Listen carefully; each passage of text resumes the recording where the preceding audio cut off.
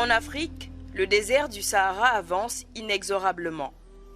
Les sécheresses qui se succèdent depuis les années 1960 dans la zone sahélienne, la déforestation et le surpâturage en sont les principales causes.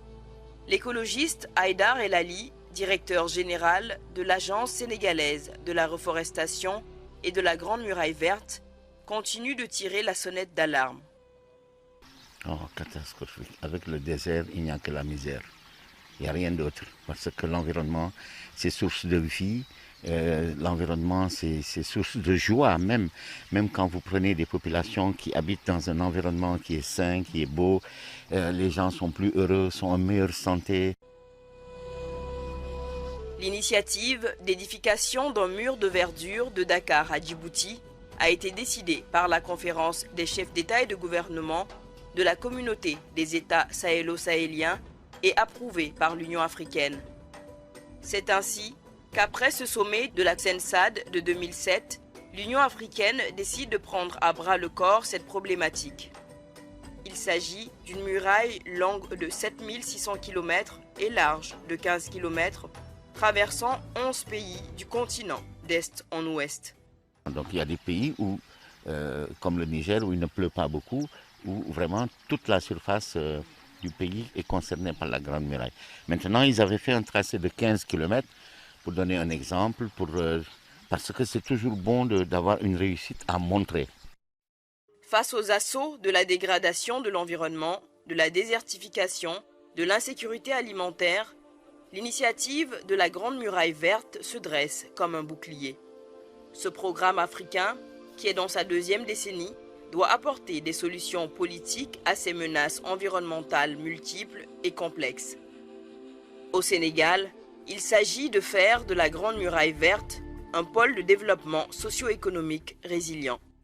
Beaucoup de projets et programmes sont actuellement à être mis en œuvre, qui entrent dans le cadre de la restauration, par exemple des terres dégradées. Par là, on fait du reboisement, on fait de la mise en défense et on tient aussi à la lutte contre les feux de brousse à travers l'ouverture des pare-feux. Au Sénégal, l'impact de l'initiative de la Grande Muraille Verte se fait déjà sentir chez les populations vivant dans les zones du projet. Sur la partie qui concerne le Sénégal, longue de 100 km et large de 500 km, les villages riverains constatent des changements positifs sur la biodiversité, les sols et l'eau. Nous sommes à Dara, dans la région de Louga, à 261 km de Dakar, la capitale du Sénégal. Il faut parcourir un long chemin sur piste pour arriver au village de Mbéyène, dans la commune de Mboula. Aujourd'hui, Haïdar El Ali est venu apporter aux villageois de nouveaux plans. Pendant une trentaine de minutes, il fait avec eux le point des pépinières données il y a quelques mois. Nous comptons préserver ces plants comme nous protégeons nos propres enfants. Je prie pour que ces plantes poussent et que notre commune devienne comme la verte Casamance. Grâce à ces arbres, c'est toute une combinaison d'impacts. La santé à travers un environnement sain, les revenus pour la maison et la prospérité pour tout le village. Disons que cette initiative peut nous aider à sortir de la pauvreté. Nous voulons que dans les maisons, il y ait des arbres utiles aux populations. Ici, un citron coûte 100, 200 francs. Il n'y a pas de citronniers dans les maisons. Donc nous amenons des citronniers, des manguiers, des corosoliers, des arbres utiles aux populations, aux enfants qui leur donnent des vitamines. Pour impliquer les populations, à une deuxième phase, nous accompagner dans la reforestation forestière. L'écologiste s'assure aussi que ces populations prennent soin de ces jeunes arbustes qu'il chérit tant. Et pour cela, il délivre un cours magistral en éducation environnementale.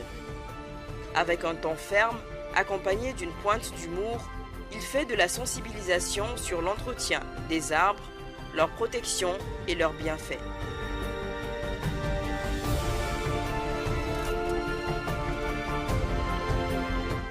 Dans sa politique d'accompagnement des populations, l'agence de la Grande Muraille Verte assiste les populations dans l'agroforesterie.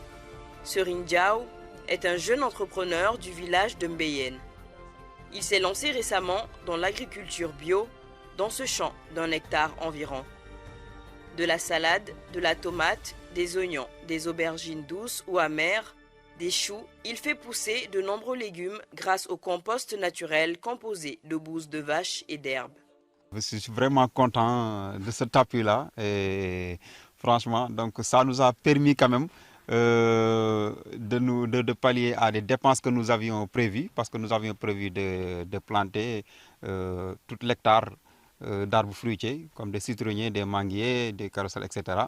Maintenant, ça c'est un budget. Si on devait calculer par exemple 100 plants, ou bien même 150, voire 200, chaque plan a 1500 francs minimum, donc ça c'est un budget. Maintenant, si on voit que la Grande Muraille Verte nous vient en aide en nous apportant tout ce que nous voulions, donc vraiment ça, c'est important pour nous. Alors qu'il faut planter les arbres offerts par l'agence, là encore, Haïdar, l'ancien ministre sénégalais de l'écologie et de la protection de la nature, n'hésite pas, malgré un soleil de plomb, à mettre la main à la pâte. Du cœur à l'ouvrage pour montrer un bel exemple, mais surtout la bonne méthode. La mise en place de conditions socio-économiques et environnementales favorables permet non seulement de fixer les populations humaines, mais aussi la faune sauvage et en particulier les grands mammifères sauvages. L'oryx gazelle, par exemple, figure sur la liste rouge de l'UICN, l'Union internationale pour la conservation de la nature. Il s'agit d'une espèce en voie de disparition, donc protégée ici, dans la réserve de Koli Alpha, dans la commune de Mboula. Un espace communautaire de 1000 hectares situé sur le tracé de la Grande Muraille Verte. Nous, on veut servir les populations à travers la restauration des écosystèmes. On veut servir la biodiversité. Vous avez vu, quand il y a l'eau, il y a la vie. Dans tout le tracé de la Grande Muraille, il n'y a pas d'eau. Donc il faut amener l'eau. Le premier objectif qu'on a réussi, c'est d'amener une foreuse pour amener de l'eau. Donc partout où on amènera l'eau, on permettra à la biodiversité de revenir et aux populations d'en profiter. Grâce à ce forage, les animaux peuvent désormais s'abreuver. Une régénération assistée qui permet à la flore et à la faune de se développer. Bientôt, des girafes et des zèbres également seront introduits dans la réserve. À partir du mois de mars, avril, mai, juin, jusqu'à la prochaine saison de pluie, cette réserve constitue la banque fourragère de l'ensemble des éleveurs qui gravitent autour de cette zone. Parce qu'en fait, on est dans la zone sylvopastorale où la pression animale est très forte, faisant qu'actuellement presque le reste est vide. Il n'y a que cette partie qui est réservée pour le fourrage des animaux. D'où, ne serait-ce que ça, on peut dire que la Grande Muraille a apporté un gain important dans l'économie que nous avons ici au niveau de la commune de Mboula, qui est l'élevage. Aujourd'hui, les populations riveraines aussi bénéficient du forage de la réserve.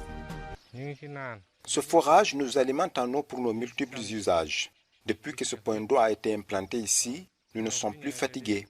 Nous partions loin chercher de l'eau parfois à des kilomètres. Donc, depuis qu'on a accès à l'eau grâce au forage, c'est ici que nous nous approvisionnons en eau. C'est vraiment très vital pour nous. Ces résultats et cette lueur d'espoir cachent cependant les difficultés dans l'atteinte de l'objectif de la Grande Muraille Verte. Après l'eau, il reste la problématique de la divagation des animaux et l'appropriation effective des populations. Le premier obstacle au niveau de la Grande Muraille Verte, c'est la protection des reboisements, des parcelles reboisées. Parce que dans la Grande Muraille Verte, nous sommes dans la zone sylvopastorale et il y a le bétail. Donc avec le bétail, c'est la divagation. Aujourd'hui, toute plantation qui est faite sans être protégée est vouée à l'échec parce qu'il y a la divagation du bétail qui est important. Un autre facteur aussi qui est déterminant, c'est l'aridité, le manque d'eau. Et on sait pertinemment que si on reboise et il n'y a pas d'eau, ça amène encore un autre problème. L'autre aspect aussi qu'il faut souligner, c'est la participation des populations, l'appropriation. Parce que les parcelles-là ne sont plus des parcelles de l'agence, mais doivent être des parcelles de la population. Si nous parvenons vraiment à surmonter ces trois obstacles, vraiment, l'avenir sera beaucoup plus radieux. D'ailleurs, le Sénégal a pu profiter de l'expérience de la Chine dans la sédentarisation des éleveurs et la protection des réserves. le pays a participé à une formation aux côtés des 10 autres pays membres de la Grande Muraille Verte. La formation, coordonnée en 2017 par l'Agence panafricaine de la Grande Muraille Verte, a été accueillie par l'Institut d'écologie et de géographie de l'Académie des sciences de la Chine.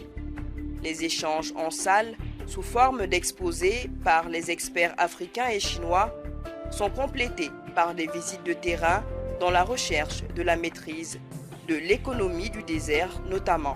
Objectif, voir ce que la Chine a pu réaliser dans ce domaine.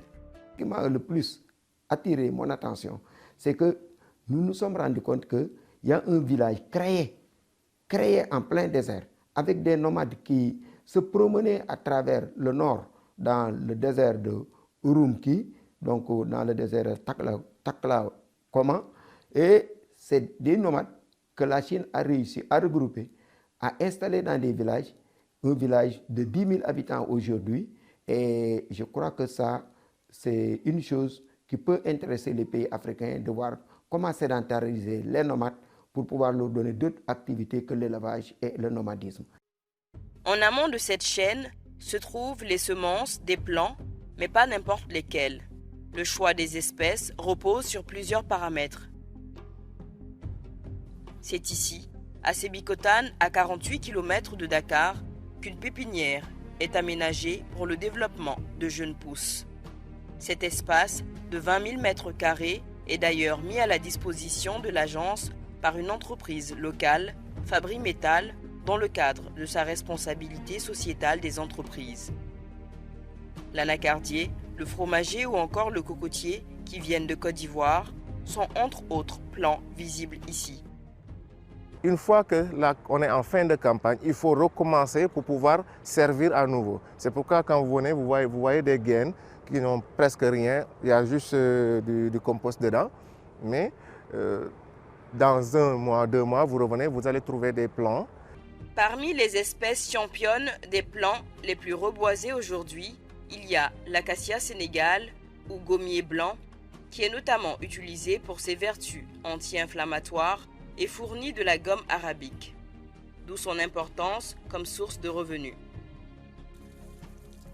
Parmi la trentaine de pépinières développées au Sénégal par les services des eaux et forêts, des partenaires publics et privés et mises à la disposition de la Grande Muraille Verte, celle de Sébikotane vise à produire davantage de plants.